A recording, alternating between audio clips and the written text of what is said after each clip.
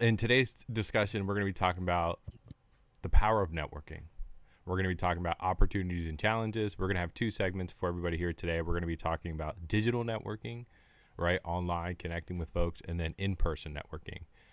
Give us a different perspective of how we can network, how we can create in this space.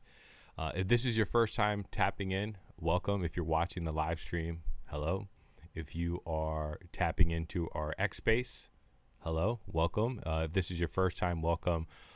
This should be a pretty good discussion. And what we do here on Building the Future, we help entrepreneurs, digital content creators grow, scale, uh, and learn about how to scale, right? Especially on social media, on this platform. I'm your host, Creative Owls, NFT artist, digital content creator, trying to figure it out, right? Just like all of us in this space, trying to figure out what's the next move for us in this space. But I'm also here joined by my one and only co-host, Tang Poco. So let me get Tang up here. Tang, happy Friday. How are you doing today? Happy Friday. How are you? Nice to see everybody. I am doing great. I'm excited to be here. It's been a very busy week. A lot of things that are have been happening on my end with developing, connecting. As you know, we're building the future, right, Tang? We are indeed. So what have you been up to this week? I see you've been streaming. You've been creating. You've been creating some partnerships. What have you been working on? Yeah, we've done some streaming this week. We do tripping out every Thursday, which is a chance for people to watch us or even join us in Roblox and explore. Roblox is a exciting Roblox is having a moment. It's been around for a long time, but it's having a moment now. So I'm really interested in going in there and finding out what's attracting 200 million monthly users there and how we can use what we've learned, in our own virtual spaces as well. 200 million users. A month, 70 million a day. So what's the difference between Roblox and what you've seen in Decentraland? What has been the biggest difference? Oh, I think that it's quite easy to build, a little bit easier than Decentraland is right now. What else? I don't know. I'm still digesting it. I'm still exploring. I will give you my report on my dossier soon. That's good. And Decentraland is I know just some hot topics that we'll talk about real quick. Is I know Decentraland is getting ready to roll out their 2.0 version. How excited are you about that? I'm super excited, and I'm sad because it's always a sad ending when there's you saying goodbye to the old way of things, but Mm. we're moving into this incredible new future where there's a lot of unknowns. It's wonderful to see that the platform, which has traditionally had a lot of hiccups in the past, they're really going to look at ways now to improve that and be able to scale on that, which is really fantastic. There's been a great visual update. And what excites me the most, I think, is that the foundation, which is the nonprofit organization that kind of keeps things running in Decentraland, is really working hard with creators, harder than I ever saw them work in the last 2 years to forge connections and build relationships and bring them into the story of Decentraland's next evolution. Yeah, and Decentraland has a great network, right, of content creators that are in there. So it's easy to network, connect with people, and I think that's what we're gonna be diving into today's discussion. You and I wouldn't have made this show unless we attended a networking event and we networked with our mutual friends and we connected, right, Tang? Yeah, that's absolutely right. I think it was last summer you invited me to be part of the Metaverse Summit. Exactly. And a lot of us here that are like in this Web3 space or online, we do a lot of digital networking at a global scale over and over every single day. We're in DMs, we're connecting with folks, we're messaging folks, and sometimes we're exchanging knowledge and we're also growing our network. And I think today's discussion is going to be perfect for that. As I said, we'll be talking about the first segment. We're going to be talking about networking opportunities for digital and then also then in-person networking opportunities and challenges. Before we do that, if you guys haven't done so already, go ahead and share out the room. We've got a live stream going on if you want to tap into the live stream. We'll be having some frequently asked questions here. Ask some of our speakers to come up as we dive into these topics.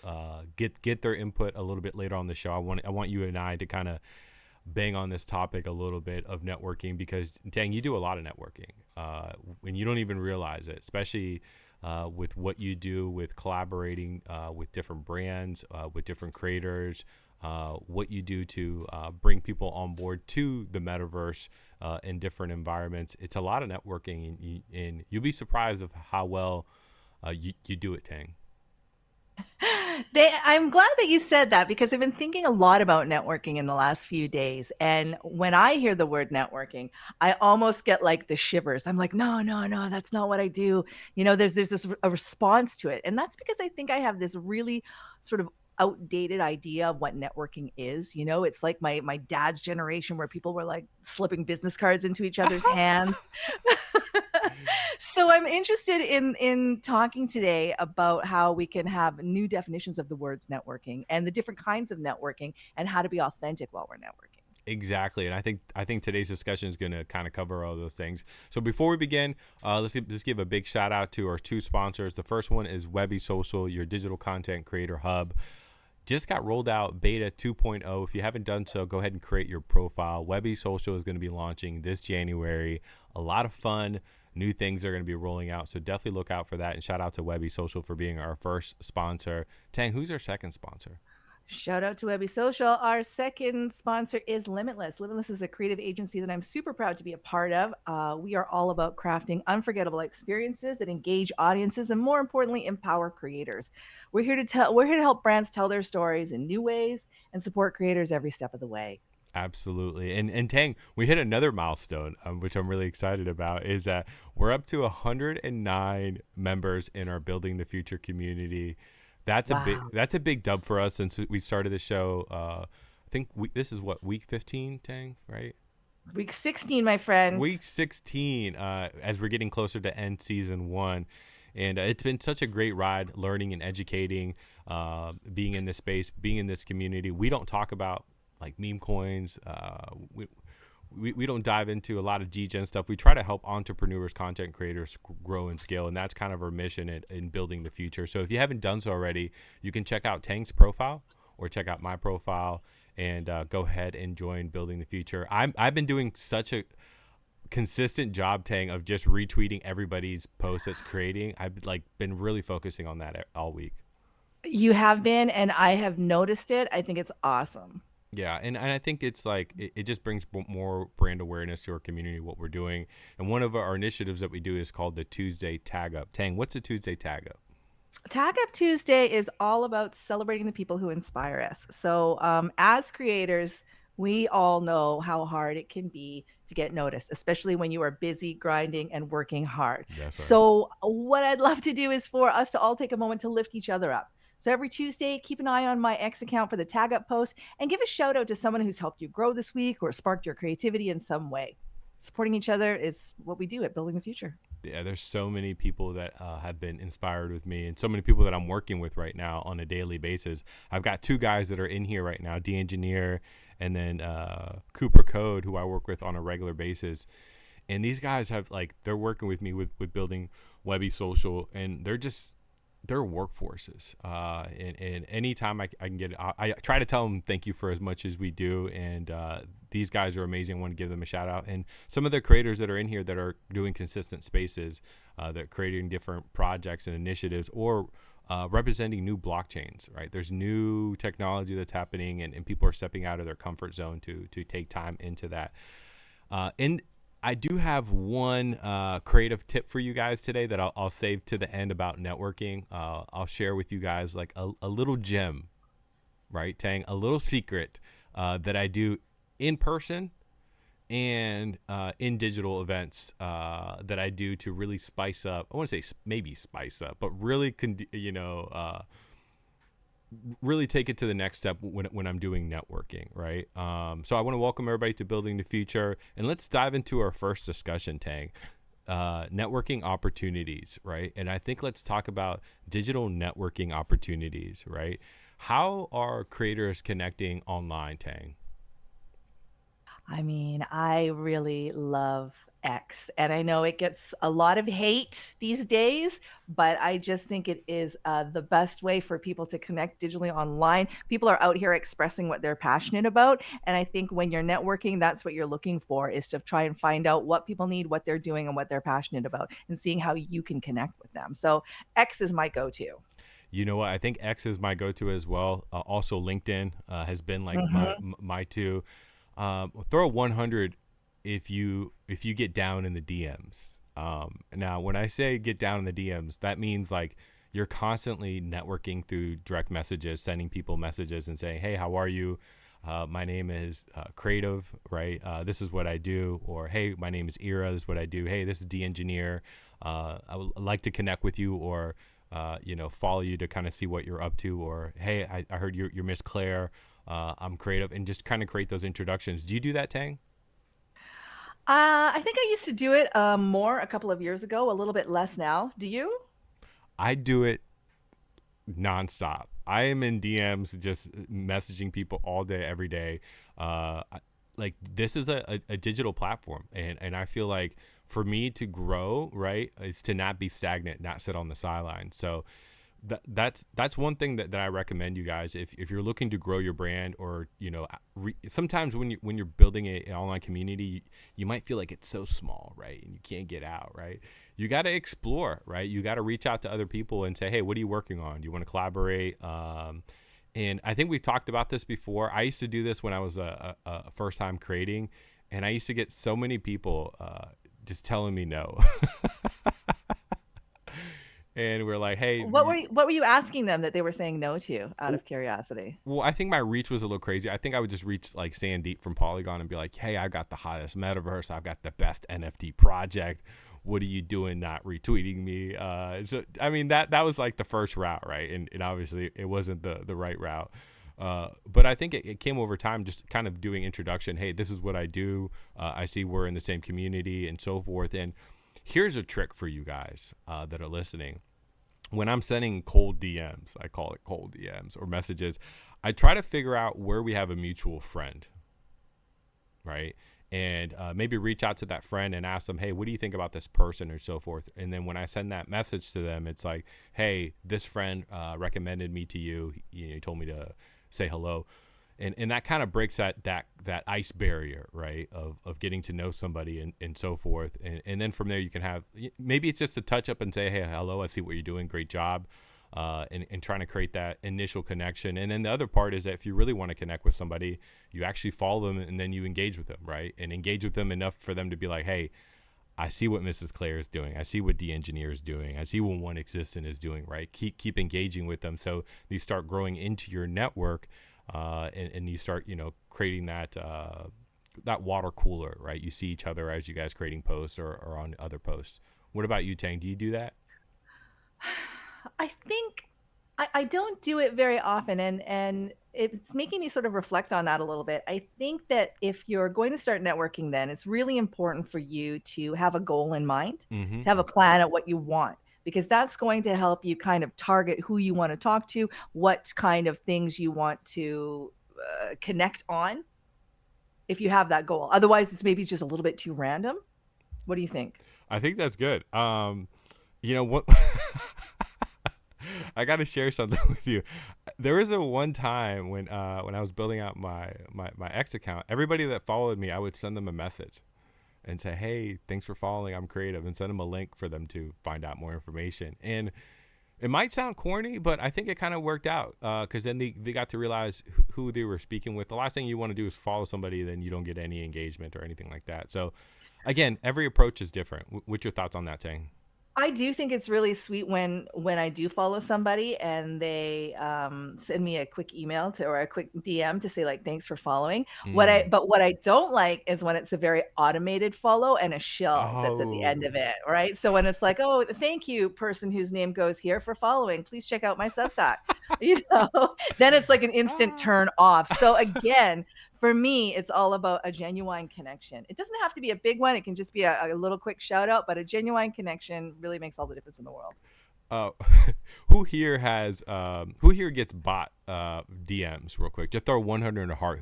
Who here gets like bot DMs of like, "Hey, can I help you grow your account? Like, does anybody here get those DMs like in your DM messages of people Oh spamming yeah, you? lots. I got one the other day, and they copied and pasted, and they said, "Hey, first name," and then they put their message. It was such a bad sloppy job. They Like, they literally said first name. yes, I swear to Oh God.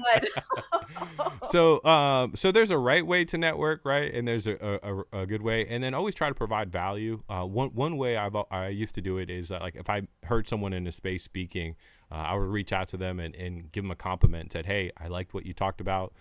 This point, and this point, I agree with it," and then reach out to them. And I think that was like a really good way to build genuinely and have an interest of what they're doing and what they're building. And again, there's so many different ways that you can try to do it. I think the best way, Tang, I think you can agree, is to be authentic, right? Yeah, to be authentic. And I like what you said too about sort of reaching out and giving them a compliment or in some way letting them know that you at least you read their bio or you were in on a space. Find something personal to connect you with that person. And that's because I think in digital worlds, and that's in virtual worlds or just in social media, we don't have the same sort of tools that we do when we're networking in person, where you Mm-hmm. have body language and eye contact. We don't have those. So I think we have to be a little bit more verbal and a little bit more direct when we make that connection. So if I am meeting somebody in the metaverse, I might walk up to them and be like, "Oh, hey, Mariana, I love your aura, or I love the shoes that you're wearing." Whereas I might not say that to somebody in real life. That would be like a little bit too forward, maybe. But I need to make that contact that much more virtually because I don't have eye contact and body language and all those kind of subtle nonverbal cues. Tang, you're on fire today. You ready to Hey. go today, huh? So let's so obviously I think we talked about when you're creating digital networks, figure out the platform that's going to work best for you. Another one is LinkedIn. I really love LinkedIn as well too. I'm a big LinkedIn guy where I'm in those DMs because on LinkedIn, which is a good platform, you can see like their past work experiences or their posts or who they work with and connections and so forth. And I think that's another great platform to try to figure out, like, if I'm a graphic designer and I live in, let's say, San Antonio, let's find all the San Antonio designers that are there, see if I can network with them, figure out what they're doing, and kind of create a community. And it kind of goes into my next part is finding a social media communities. And I feel like this is such a powerful thing right now, especially on X or in the Web3 space, is communities, right? Tang, what's your take on this when it comes to like engaging with communities to network? I mean, I think that's what you have to do. That's what human nature naturally does is kind of wind this community around yourself, and whether that's on X or on LinkedIn, which again is another platform that I really love. Yeah, I think it's important to find your people, to find your tribe. Yeah, and if you're doing this and if you're reaching out and you're trying to join new communities, before you just jump in a community, just listen. Just listen to the space, listen to what these people are saying, and then try to come in there and provide value and read the room, right? Don't just come in there and just shield your ass off and just get kicked off stage immediately. Try, 100%. And I mean, I don't know how we can say it more to people. Like it's just like the worst possible approach. it's tough. Read the room and then also figure out when you're listening who would you connect with the most, right? In that perspective, I recently have joined the Say community, bunch of fun content creators, a lot of DGens, but they've got a lot of energy, right? There's a lot of content creators that are they're building they're building, they have a great community and they're just trying to enhance it and grow it. And I just like sat on the sidelines and just listened, right? Who do I want to connect with? Which Discord I wanted to connect with? Which Discord I wanted to pop into and connect with? And I think just doing that got me, I wouldn't say leverage, but it allowed me to realize who do I need to network first, right? And connect with and reach out with and build a relationship that is going to be sustainable and then also benefit both ways as we move forward into this space. So, if you're new to a community, jump on stage and just kind of introduce yourself and say, hey guys, I'm new to this community and I'm looking to learn and just provide value of what you do and so forth. And I think that helps out when you're introducing yourself and trying to network with somebody. Last thing you want to do is go in there and say, hey guys, I'm the best at this. I'm I know. doing this. Can I have a job? Can I have a job, right? Or establish yourself and give, you also have to give respect to the people that were there before. And I think that's been a good thing for me. Let's talk about collaborating tools. So when you're networking, so one of the tools that we use when we're networking is obviously DMs are good, but sometimes if I meet with somebody or a client or a partner, I take some of my tools and I use something like Google Meets or Zoom, and we have that one-on-one conversation. Moving forward, a lot of people have like Discord channels dedicated to like private chats for networking and getting to know somebody. I know I met Trey from Say, and he pulled me aside and he was like, hey, let's jump on a Discord call and kind of do like a little coffee, like a little meet and greet and stuff like that. Tang, do you do any of those things once you meet somebody and you want to create a partnership or collaboration with? I do love getting on calls with people and getting to know them. I'm all about authentic connections and really trying to get to know what makes somebody passionate. I love spending time with people and really digging in to find that little thing inside them that makes their eyes light up. That Yeah. to me is such a win. And what it is that makes me know, okay, so these are the kind of things they're interested in. Can I Yep. provide service to them, or do I know anybody in my network that can provide service to them? Can I make a connection? Sometimes networking isn't about putting yourself in a great situation. It's about connecting other people around you as well, and that's important to keep in mind too. The number one way people make sales and sell their product or services is through word of mouth.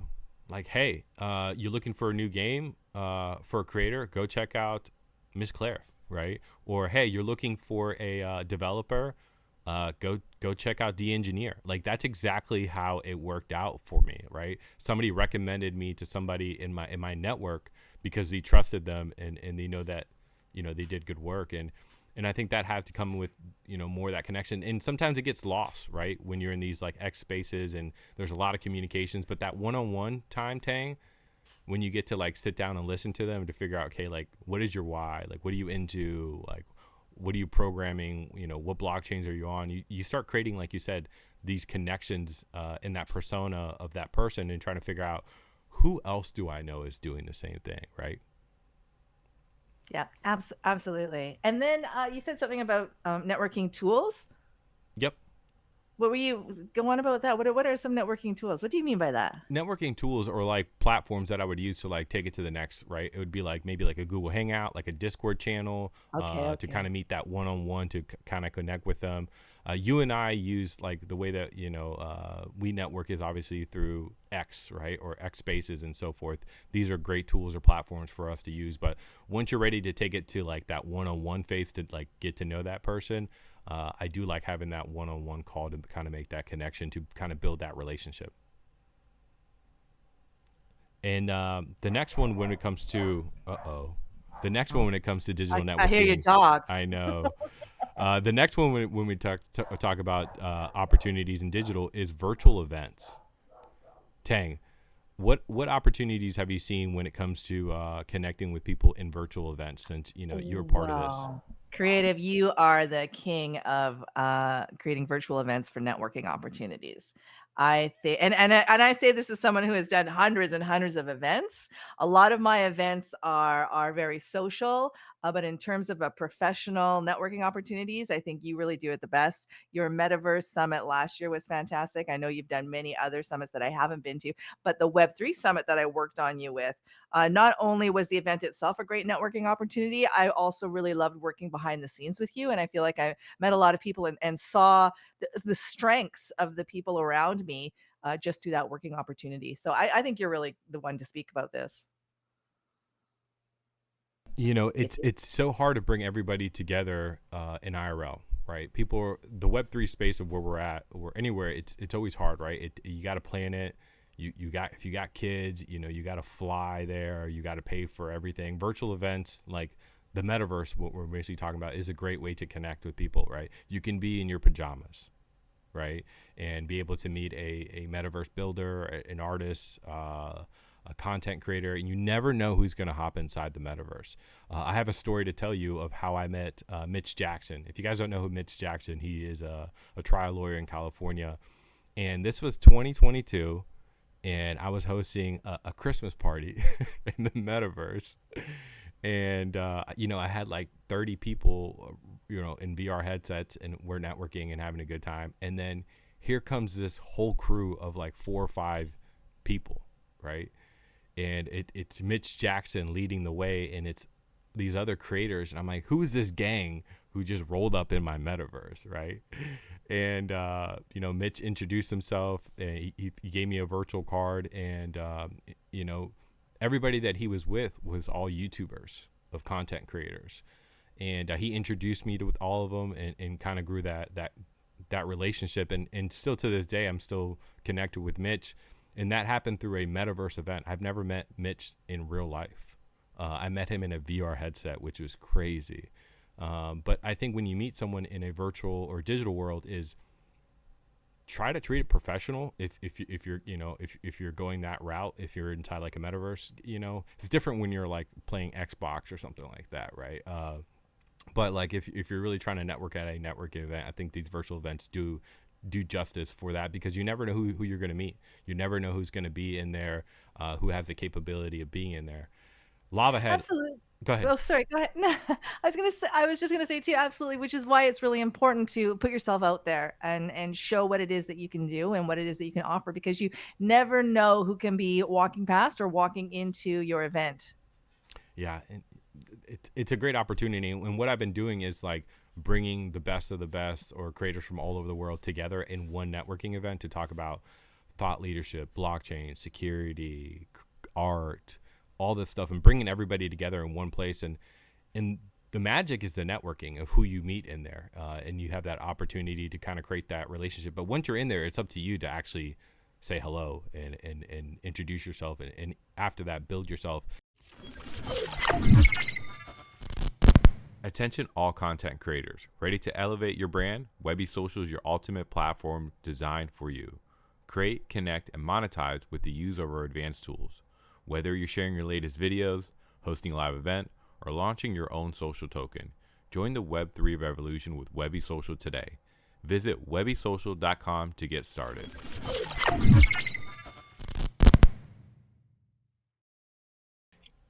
Tang, one of the things that I do is that when I attend some of these virtual events, I do a little research. I try to figure out who's going to be there beforehand, right? Because then I know who I want to network with and connect with and kind of introduce myself with. And the second part is, after I meet them, I think that what's important is the follow-up, right, Tang? You want to talk a little bit 100%. about the follow-up of how those things work? Yeah, absolutely. Again, for me, I try not to go into things with so much strategy, perhaps. I will maybe research a little bit, but I don't want to research too much when I go into a place, because I just want it to be authentic and genuine, and vibe who I vibe with when I'm in there. But when I do meet someone that I vibe with, I don't want to let go of that. So I'm going to make sure that I get their social media, that I follow them on social media, and that I do reach out and try and touch on something that we talked about, just to make sure that the connection is a little bit more secure. And again, if you can follow them on social media, you might find, we're such a small circle here, that a couple of overlapping That's true. friends, that Yeah. you have an account, you have somebody in the same circles, and that's really great to refer to as well. Yeah, I think one of the most powerful things is finding out their email, somehow, some way, figuring out that email and writing a message to them and saying, "Hey, it was great meeting you. This right here is a gem, right?" You can meet a lot of people inside virtual events, online spaces, but once you really want to connect with them, you get their email and you write them an email and say, "Hey, it was great connecting with you. Here's my contact information." Maybe it's a link to your Webby Social account, right?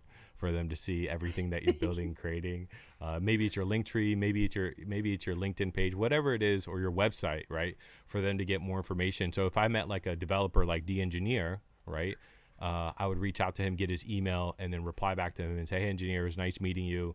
Or maybe refer to our chat, and then have some resource links for him, so maybe he can get some more information. And then here's the thing: I might not have anything for him. Like, I might not have any value for him, or we might not do any business now, but we could do business a year from now, 2 years from now, or back to what we talked about, Tang.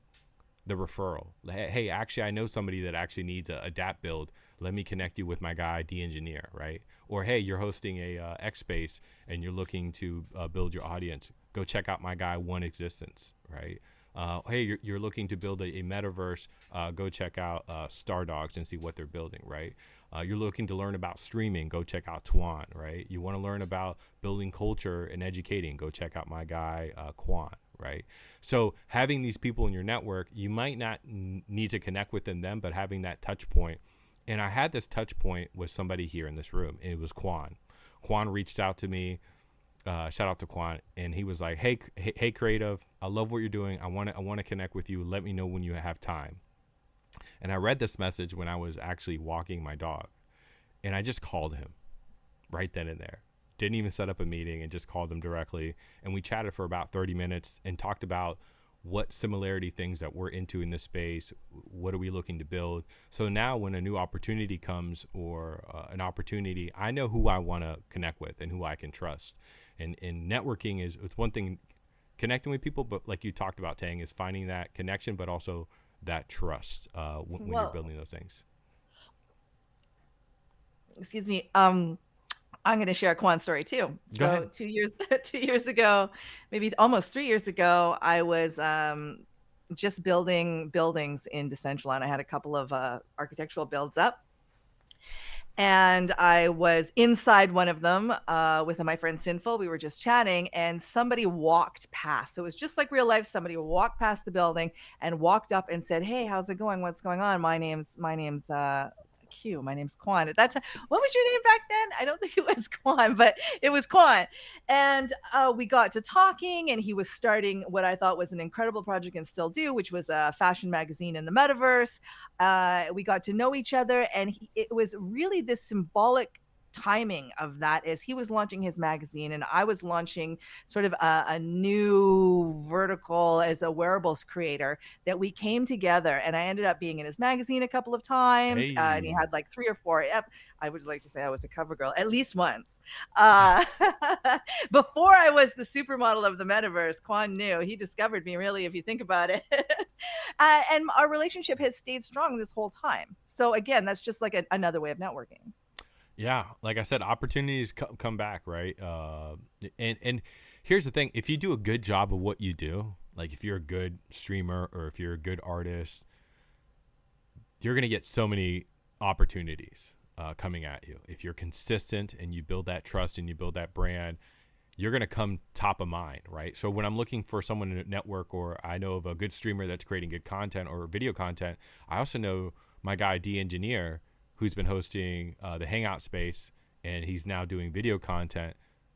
I'm going to recommend a blockchain to him. Be like, hey, go check out my guy D Engineer. He's been killing it. Go check out his portfolio. Look at all the videos that he's been creating. Look at the engagement, right? So things like that, I think, go a long way when you're networking. And the other part is that when you're networking is also, here we go, Tang, you ready? Is keeping these relationships, right? Sometimes you build these relationships and it goes stagnant. I'm talking to somebody here. I'm talking to a lot of people, right? And you go stagnant and you haven't reached out. And I think it's important to, every couple months, maybe reach out in those DMs. I need to do this better, and just say, hey, what's going on? Just want to tap in with you. Hope all is well. Something small like that. Tang, do you ever do that, to reach out to some of your past, networking opportunities or friends that you've networked with? I do, but not nearly enough. So this is a great reminder. So homework. We got homework for this weekend, guys. Look back in those old DMs and see who you connected with a while back that has been killing it, and you haven't reconnected with them, and say, hey, just want to give you a shout out. I see that you're still killing it, and just have that little touch point, right? I think that's how you also have healthy networks, right? Because when you do need to lean on them or connect with them, they're going to be there to support you or be there to listen with you and collaborate. So think about those things as we move forward. I want to welcome everybody to Building the Future. Today, we are talking about the power of networking opportunities and challenges. Right now, we're talking about digital networking, and we're talking about opportunities. I see I have my friend, Miss Claire, has joined. Miss Claire, welcome to Building the Future. I know this is your first time. Hi, thank you. This is my first time. I didn't know if I could raise my hand, but I just had some questions from my side because for the 3 points, the first one you mentioned that in networking it's good to DM people. I've done this Hmm. because one of my background is I'm in law, and I saw someone who was well known in Web3 and was in law. So I messaged her and I messaged a few more people, and the thing is, none of them replied back to me Yep. until like weeks later when I kept engaging with their post, and then suddenly I said, "Hey, by the way, I DM'd you, these things." And then I realized nobody, like, for example, me, I miss a lot of DMs because I keep getting all these new message requests asking me for, things like gas fees or all these extra things, and even scams. So what I did is just to message in the comments, but maybe if you have an idea on how to overcome this, because some of them also, like as you said, it would be good to have like mutual friends which you can have introduced, and I've done that also, but in real life that's the same thing, but maybe there's a more efficient way of doing it. And maybe on my second question is on LinkedIn, as someone who's maintaining anonymity, I've actually tried to hire some people, and then they would give me their CVs, and then in their CV they said they went to Georgetown, they went to this, they did Java Mm. programming, all of these things, Mm. and I cannot really confirm. And at the same time, if I'm the one applying, how can I show that I'm actually real, without having to dox myself, especially when I'm just starting without like still work yet with any projects in Web3. So I can't really connect Mrs. Claire, for example, to a project because I'm just starting and I want to work, but I can't show them my real background because it will dox me. So that's one of my, I was thinking. And then lastly, with the metaverse thing, I'm familiar in a sense because in my real life work during the pandemic, they did something like this with Web2, and you just go online and you go around with your character and you chat with people in certain rooms, something like this. But in Web3, is there any place where I can find, like, for example, oh, there's an event here in the Central Land which is only for Uh-oh. builders or only for content creators, and something like this. Sorry, it's just so long, my question, but No, I don't. really appreciate this topic because I was talking to someone about networking, and I said, well, networking is just you have to spend some time chatting with people in Discord, chatting with people in the chain, and yeah, and that was mostly what I was thinking of. And then you brought this all up. Thank you. I'm going to let Tang talk about networking inside the metaverse because there's a lot of metaverse creators or networking leaders in this space. I'll let her touch up on that and how to find events, and then I'll talk about the second part around doxing yourself. Yeah, I mean, I think that I can really speak mostly about Decentraland, and I know that we have an events page in Decentraland, and that will kind of show you everything that's going to happen inside the metaverse, and a lot of that is, little parties or DJs or events, but there's a lot of building things as well. And then in Decentraland, also there's a fantastic group called the Community Building Decentraland, which sort of everybody has joined. It's a Discord group, and I have found that that is a great way for new builders or new content creators to come in and meet other content creators. So that's an opportunity. But really, I think the metaverse is still small enough that if you come in and are active and come to an event and just say like who you are, like Creative was saying, listen a little bit, kind of find out who the natural leader that you gravitate towards. Mm-hmm. You'll find it's a very welcoming community. People want to work with you. People Yep. want to know what you're doing. People want to reach out. Spatial, I haven't been in too much before, but I know that there's some key leaders there that if you kind of contact them and make friends with them, they're going to set you in the right direction. Absolutely. Mona is the same thing. There's some key builders there that will really welcome you in with open arms. Claire, let me introduce you to my spatial DM group. It's all spatial content creators, and they have events going on literally pretty much every other day of the week. Lavahead just had a race in his environment for 10 ETH dollars, for $10 for ETH. Wednesdays are Dope Steelos events. There's Wednesdays with Mitch Jackson. I know so many events that are happening. It's all about just networking and getting you in the right network, and I think I can definitely do that to help you regarding that. So we can take care of that. The first one you talked about, I think that's a great topic. Reach, obviously sometimes you can't get inside those DMs. It's pretty hard. They're token gated or they're not following them. So replying into their comments and then maybe saying, hey, check your DMs is a great way to build engagement and trust. cold DMs are tough. They're really tough. And then once they find out who they are, they're going to go straight to your profile. They're going to go straight to your website. They're going to try to validate you. One of the things that I say is that who here shops on Amazon? Just throw a 100 or throw a heart real quick if you're listening. Who here shops on Amazon? Just let me know. Just before you buy anything, what do?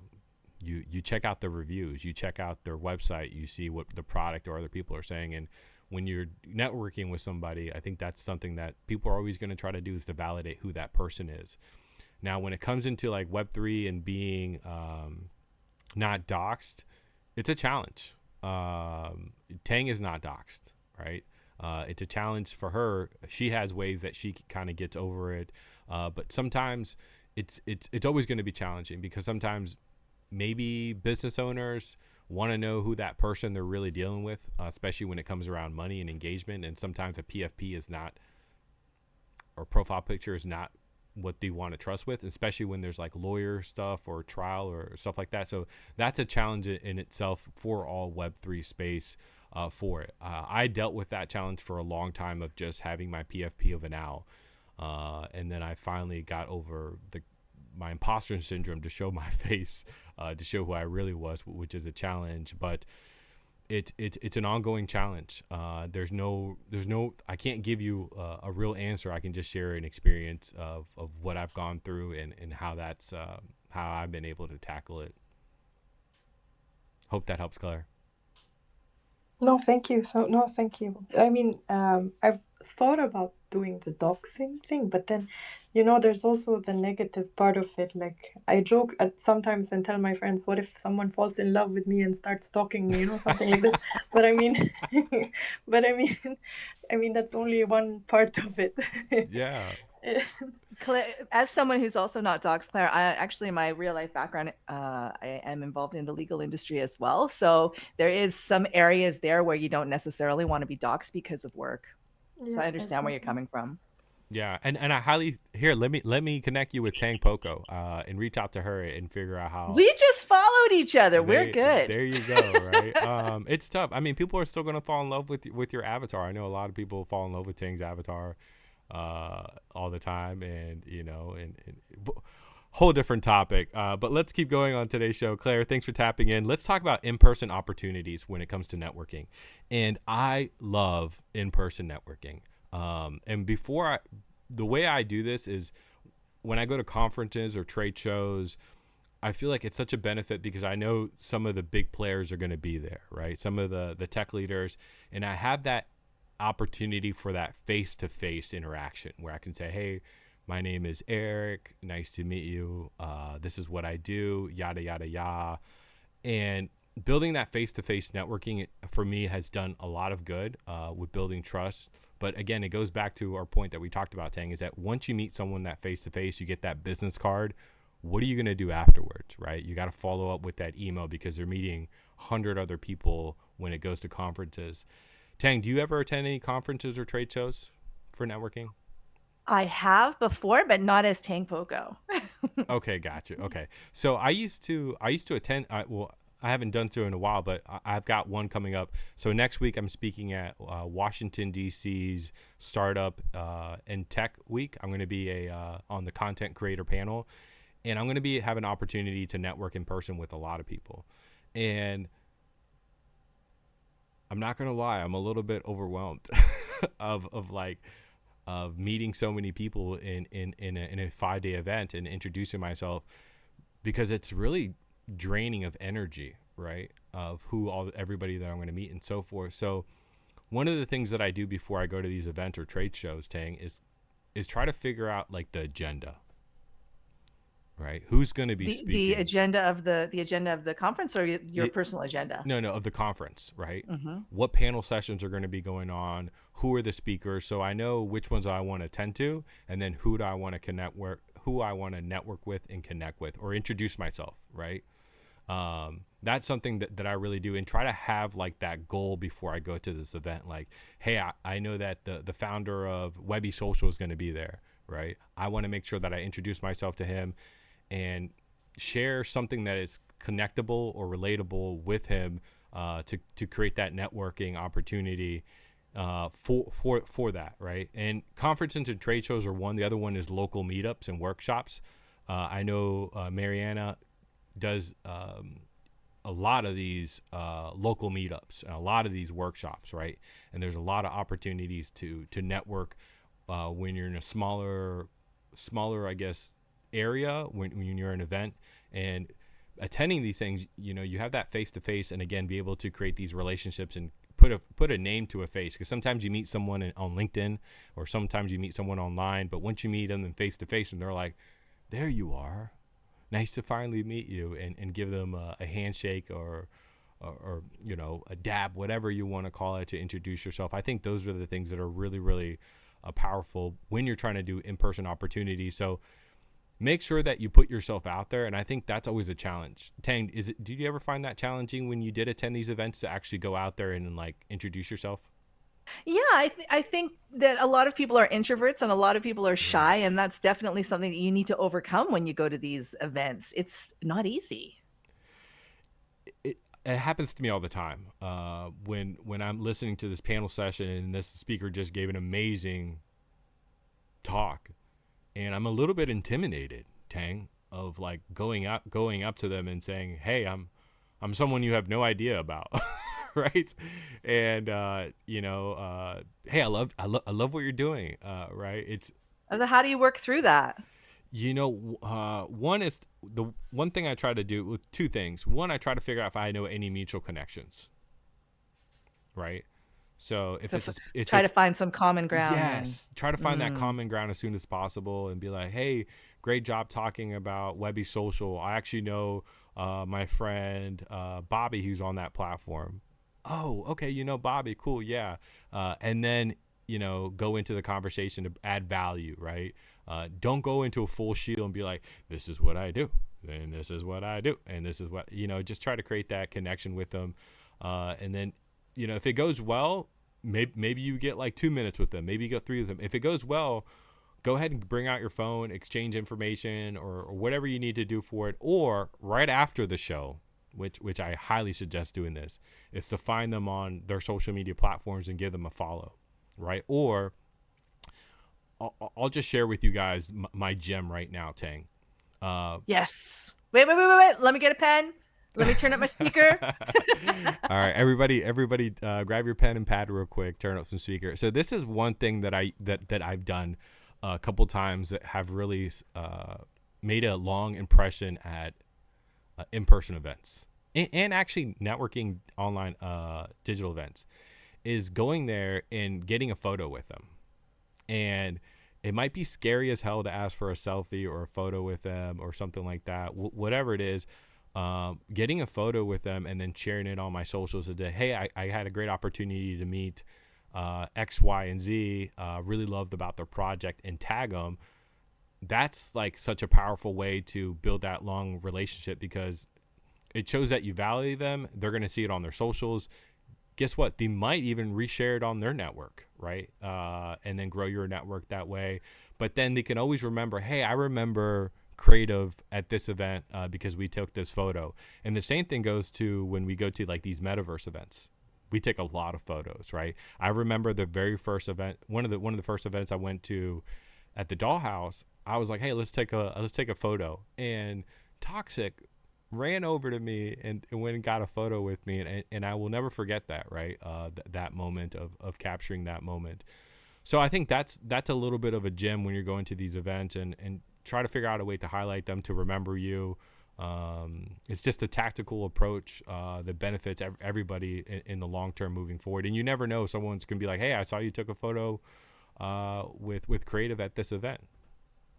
Yeah, I think that's a really good gem. It's not only kind of strengthens the bond between you two, and it kind of shows what you do as well, that you are about digital media, you are about getting engagement, and it gives a little tiny bit of engagement to them as well. And it becomes almost what do they call it, the reciprocity, it's something reciprocal that they can do, like, "Oh, this guy posted me on his Yeah. feed, maybe I'll reach out and say hello to him." Yeah, and again, it's all about opportunities, because once you get that person in your network or your your circle, whatever it is, there's going to be a time where you might reach out to them and say, hey, are you still doing this? Are you still developing dApps on the smart contract? Right. And they might say, yeah, and be like, hey, I got a great opportunity. I know a friend of mine that's building this application. They're looking, can I connect you with them? Right. And that's one of the things that I do really well, is connecting the dots or helping people find each other, or, know somebody that knows somebody that knows somebody, because it goes a long way. And then once you create that introduction, you build that trust with them from both parties, and they're mostly also going to likely recommend you for opportunities. And that's how I get a lot of business, through word of mouth. So I have a website, I do SEO, I do social media, but I want to say like 90% of my business comes from referrals, Tang, where someone says, hey, I saw what you did for this person's website. Can you do the exact same thing for my website? Right. And it just makes things a lot easier, because you don't have to work so hard to try to validate yourself, because you've already been validated through your network. Ooh, that was a good one. That's good. Say it again. You don't have to work that hard to validate yourself, because you've already been validated through your network. Someone quote me on that. We're gonna have to clip that one. But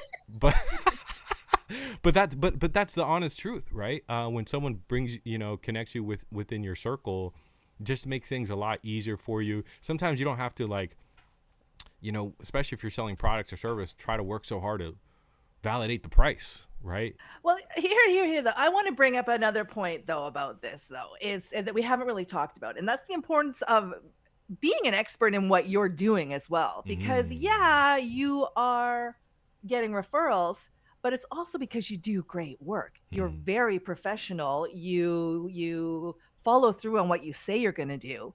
So when you're out there kind of offering your services, make sure that you can do what you say you're going to do. Otherwise, you're going to destroy your network.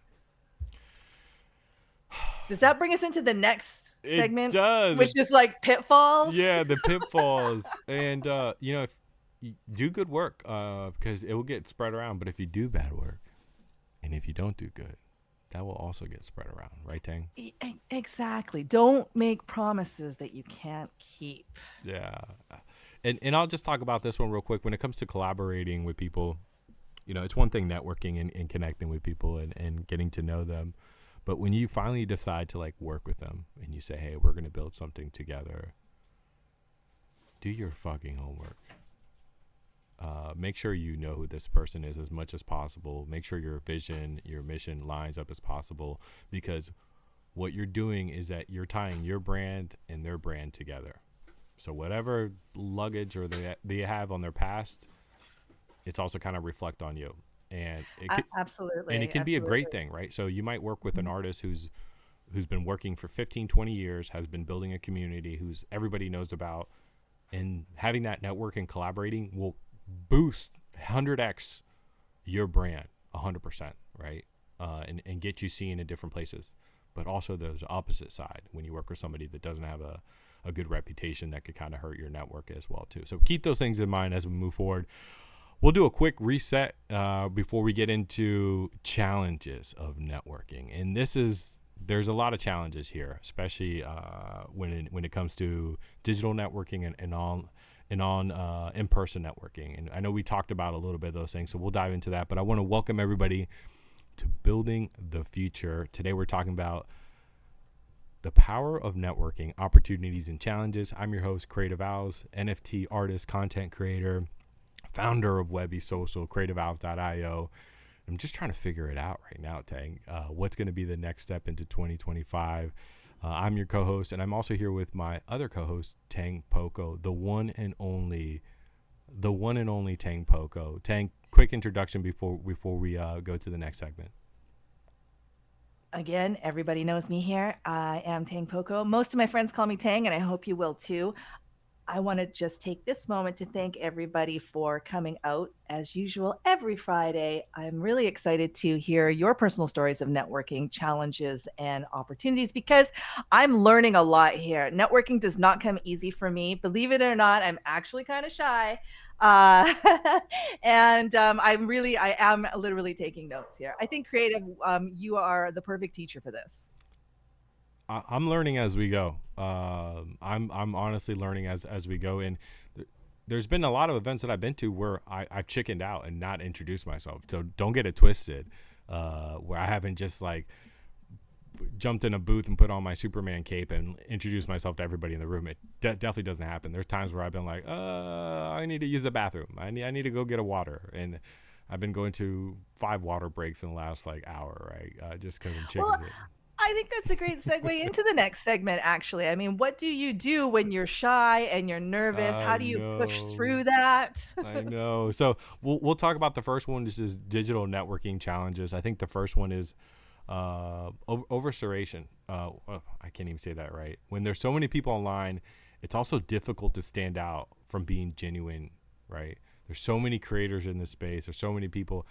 How do you stand out, right? And I think that's a challenge when a lot of people are trying to do the exact same thing or trying to network it the same way, right? Or going at it the same route, right? There's a lot of people that are hosting spaces, right, Tang? And they're trying to network, and it's hard to get your X space popping, right? It's hard to get people to see what you're building, right? So that is a huge challenge because there are other content creators that have better live stream, that have better co-hosts, have better speakers, and so forth, and that's always a challenge, especially when there's a lot of people creating and they're doing the exact same thing, and you're trying to network and build your brand there.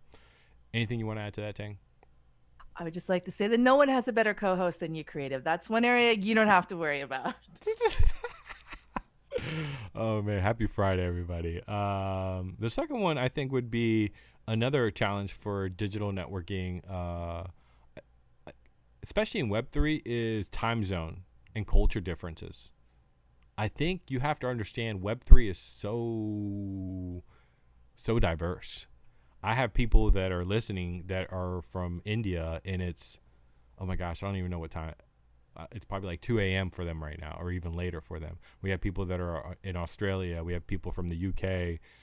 We have people from all over the world. That makes it really, really challenging to connect and network throughout the day, especially if that's the community that they want to work with, right? That is a ongoing challenge for everybody in the Web3 space. And then time zones, right? It kind of ties into that. Like, it was so hard for me figuring out, Tang, what the best time to host these spaces were when we first started, right? What is the sweet spot of my target audience? And that's a huge challenge, especially because we're all global on that. How do you navigate your time zone challenges, Tang? It's a little bit different for me because I'm PST, and PST is like the depending on which way you look at it, the earliest or the latest time zone. So when it's 4 o'clock for you, it's 1 o'clock for me. When it's 9 a.m. for you, it's 6 a.m. for Oh me. my gosh. So I always have to kind of get up earlier than everybody else, but I get to stay up later than everybody else. Yeah. So I try to kind of do things on East Coast time. I find that most of my network is sort of EST. So I just wake up a little bit earlier, and it's okay for me to take a 5 a.m. or a 6 a.m. meeting once in a while. But I Oh, appreciate the people from Australia or from Europe, the other side of the world. When you see that these people are over there and they're still coming to our space when it's like 2 a.m. for them, I mean, guys, we appreciate that. it's definitely a challenge. I have a lot of friends that are in the UK. I've got some new friends that I joined from Say, and they're all from Australia. I'm like, damn, like I'm about to go to bed. You just waking up, dog. It's a whole new day over there, right? That's a big challenge. Internet, and then also communication wise, there's some people that are from Asia or Japanese community that have a hard time speaking English, and I have a hard time speaking their language, right? And that's a challenging, and communicating what they're working on could be a language barrier to connecting and sharing what we're working on and so forth. So that's a huge challenge. But I heard there's something really cool that's coming up, and I want to share with you, Tang. Have you heard of YouTube? Who here has heard of YouTube? Just throw a 100 or throw a heart real quick. Creative. Just real quick. Just I just want to get some engagement, guys. Who's paying attention here? Throw a 100, throw a heart. Who's heard of YouTube? YouTube is going to be adding some new features that I just heard.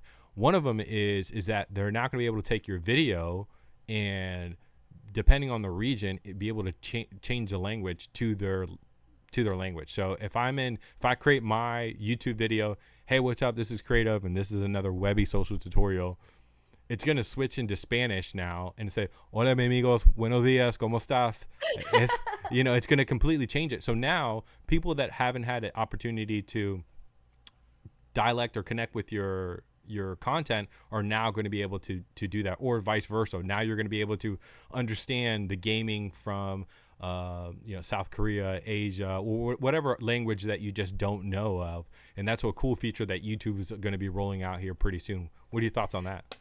That's very, very cool. I want to say too that in Roblox we found that the chat has auto translate. So no matter where you are and what you're speaking, it's always going to be viewed in the chat box. For me, it will always be English, but for Toxic, it will always be German, unless you set it against that. So I would love to see that tool kind of roll out into all sorts of virtual worlds, and even through Discord and that kind of thing. And I can see it happening where I just like type what I say in my language, and it appears to you in the language of your choice. It's a wonderful time to be alive. It is, and it's a wonderful time to create. And here's another YouTube update that's going to be rolling out. Who here has ever heard of YouTube Shorts? Throw a 100, throw a heart. Come on, guys. So YouTube Shorts obviously kind of came from, as we know, Instagram Stories or TikTok, right? Unfortunately, I'm not a TikTok dancer. That's maybe in another lifetime, which is kind of sad. But YouTube is going to be changing their algorithm for their YouTube Shorts. Instead of it being 1 minute, it's now going to be 3 minutes. So as a content creator, it's hard for me to stuff all my value in a 1 minute video. I can't dance and do all my stuff in under 1 minute, right? So now they're going to be expanding it to 3 minutes, which is going to kind of help us content creators going out there. So that's going to kind of change the algorithm of that, and we'll talk about a little bit more of content creators and dealing with algorithm changes with different platforms a little bit later. But that's some good news for us. But I think that's a big challenge, is obviously culture differences, time zone. And I think the big one, Tang, is building trust when it comes to digital networking. Challenges when it comes to not being able to meet people face to face, right? And this is what Claire was just talking about. This is what you've experienced and I've experienced. It's hard to say, here's the keys to the kingdom when I haven't even seen your face, right? Or collaborate with you. And that's a real challenge, Tang. What's your thoughts on that? I don't have a problem not seeing somebody's actual face. For me, that really does not matter to me what their actual face looks like. It matters a lot more to me, the things that you say, the opinions that you have, the values that you have, the things that I can really read about a lot on social media. And actually, the platform that you're building, Webby Social, I think would be a really good opportunity for people to sort of be able to give people a more rounded idea of who they are and what they stand for. Those are the things that matter to me when I'm building trust. So it's a little bit less the face-to-face thing, but I still get that that's a thing for people. It is. It's a thing for me. I know. Yeah. It's a thing for me. Like, I don't know. It's, I understand the PFP, but sometimes if I want to take it to the next level and I really want to collaborate with you, sometimes just hopping on a call, maybe it doesn't have to be a face-to-face. And I think maybe over time, having these communications, sharing knowledge, sharing values actually allows us to build trust. But it's a challenge, right? It's a challenge every single day. And especially in Web3, Tang, you know what the number one reason why people leave crypto? No, why? Scams. Well, yeah. People getting scammed out. People looking at profile photos and expecting them and say, okay, this person is going to 10x my Solana salami coin, right? Do you think having an actual face though makes a difference? I think do you think someone who shows their face is going to scam you as well, or shows a fake picture of a face? We're going to dive into this maybe next week, because this is a real conversation that I think we need to have as a community of doxing or not doxing in Web3, because I'm pro both. I'm extremely pro not fully doxing yourself and giving limited, even if you do dox yourself, there's got to be a boundary or a barrier when it comes to that, right? To protect yourself at all costs. And then, that's the power of Web3 and blockchain technology. There is some transparency, but to a certain degree. But just be careful, guys. It's October, which is Cybersecurity Awareness Month, so I'll talk about that. Just be careful when you guys are doing that. Looks like we got some more requests that started coming up as soon as we talked about the doxing thing. So attention all content creators. Ready to elevate your brand? Webby Social is your ultimate platform designed for you. Create, connect, and monetize with the use of our advanced tools. Whether you're sharing your latest videos, hosting a live event, or launching your own social token, join the Web3 revolution with Webby Social today. Visit webbysocial.com to get started.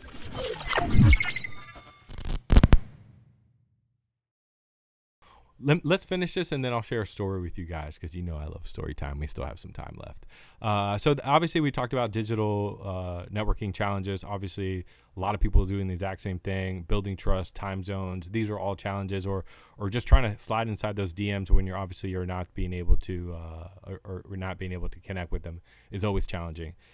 The next one we'll talk about, and then we'll open it up for the floor for anybody to ask as we move forward. Any questions around networking that we can talk about as a group is in person. I think in person is always challenging when it comes to cost, travel, being present at events. I can't attend NFT NYC. It's not because I don't want to, because it was so damn expensive. I attended NFT NYC. I think it was like a $400 transportation, and I got an Airbnb, and my guy canceled on me like an hour and a half before I arrived in New York. Do you know how expensive it is to get a hotel in New York last minute, Tang?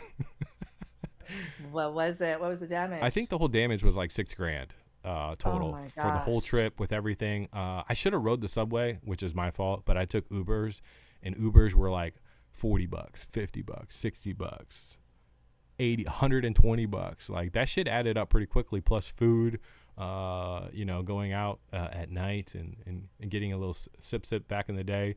And that shit added up quickly. And I said, damn, I'm doing metaverse digital events all day, every day. I'm no longer I'm going to be in my pajamas, sipping my Kool-Aid and hanging out and talking to people and networking. It's expensive. And I do love in-person events that are local, but flying out there, I mean, it's a pain in the ass, especially if you got to get your passport and stuff like that. But this is my perspective, guys. You guys are free to have your perspective on that. What do you think about that, Tang, when it comes to logistics when you do in-person networking? I mean, this is one of the reasons why virtual spaces exist, right? Is so the physical limitations or financial limitations of people are not keeping great information and great events gatekept. So I think that's a real problem. It would be easy for somebody from New York to Toronto, for instance, but for me in Vancouver, I can't make it to Toronto. I can't make it to New York for conferences. I know. I told my friends, like, hey, you guys want to go check out a cool DJ? Go get your VR headsets. Go meet me in Spatial. I'll book make. We're set. We're good, right? So things like that, it's a challenge. So let's talk about the other one. I think this is a big one. And I think you guys probably want to put your volume up for this one if you guys are listening or if you're watching the live stream. Social anxiety. Throw a 100 or a heart if you have social anxiety. What does it mean? I may sound retarded, but no, what does that actually mean? It's basically when sometimes you're an invert person, or people who have a fine time, difficult to engage with other people in settings, right? When engaging with somebody in a different setting that you're not comfortable with, it becomes challenging. And in-person events, this is what we talked about earlier, Tang. A speaker comes off stage, they just gave a great panel session. You're like, man, am I worthy to talk to this person? Are they even going to care with what I say to them? What do I say? How do I look like? Is my hair curly? Is my hair straight? Do I smell good? I'm sweating now. Now I smell, right? So things like that, Tang, is a big thing when you're doing in-person events. And I personally, I think I talked about this earlier. I used to go to these events and I used to chicken shit myself and be like, damn, I don't even want to go over there because I don't know what I'm going to say, right? And then I miss out on the opportunity and so forth. Yeah, absolutely. There's that sort of anxiety, the kind of like, am I worthy enough anxiety? There's just, there's people that don't do well in crowds, for instance, that just makes them nervous. There's a lot of reasons why you don't get the networking opportunities you can in a in-person event. But how do we push through those is what we should be talking about. Yeah. And then the last one I'll talk about, then we'll open it up to all our speakers. And if you guys want to come up here and share with some of the discussions we'll talk about, I want to dive into it. The last one, this actually happens to me when I attend like a 3-day or a 4-day networking event. It's called networking fatigue. It's when you're burned out from just meeting everybody and introducing yourself and talking to too many damn people.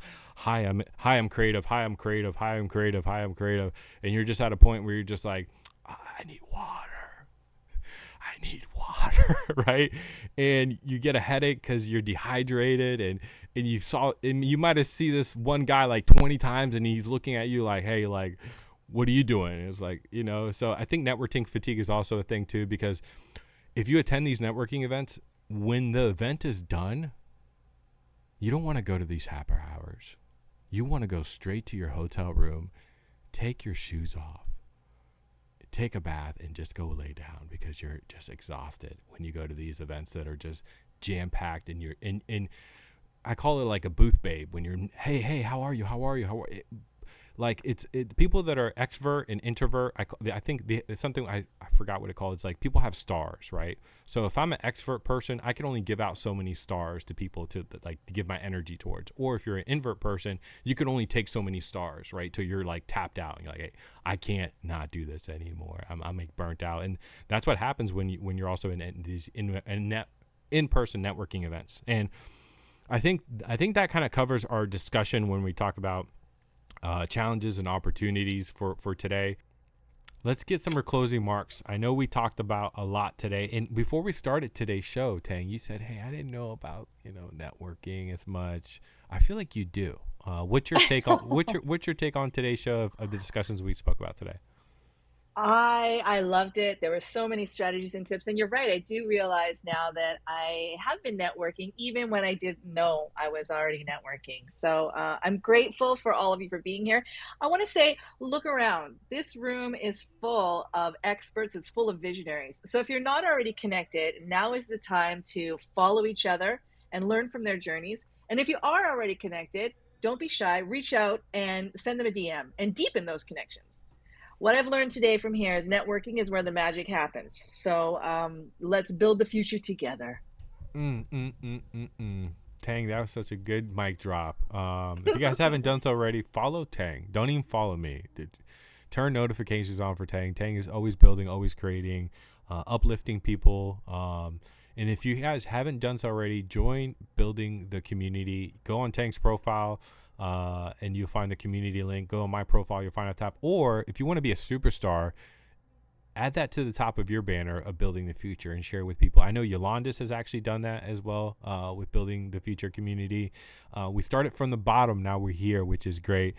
My take on today's space is so many different point of views. And I love that. And it's also good to also get people being vulnerable and talking about their challenges of how sometimes where they can't network, or some of the road struggles that have happened to it, or me just sharing with you guys things that I did and it didn't work, but then it did work, and so forth. And it takes time to network, and it takes time to nourish good relationships. And it's something that as you are building your entrepreneurship, content creator business, it's going to be a big tool for you to learn to network, but also to learn to network with the right people.